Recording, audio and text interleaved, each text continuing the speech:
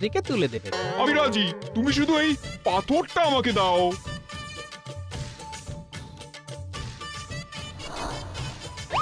নবাব, আপনি আমার সাথে এরকম করতে পারেন না নবাব। আমি আপনাকে একটু অমূল্য জিনিস দিলাম আর আপনি আমাকে গোপালের হাতে তুলে দিচ্ছেন। চুপ! আমাকে তো সস্তা জিনিসটা দিলে, তুমি আমার সাথে বিশ্বাসঘাতকতা করেছো, তাই এটাই তোমার সাজা।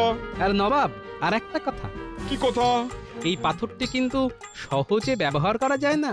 এই পাথরটি ব্যবহার করতে গেলে পবিত্র মনের পাপ দূর করে লোহায় ছোঁয়ালে তবেই তা হিরেতে পরিণত হবে।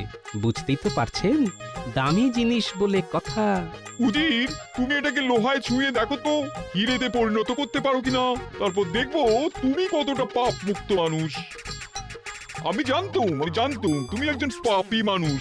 দাও দাও দাও দাও, আমাকে দাও, আমি ছুঁয়ে দেখি।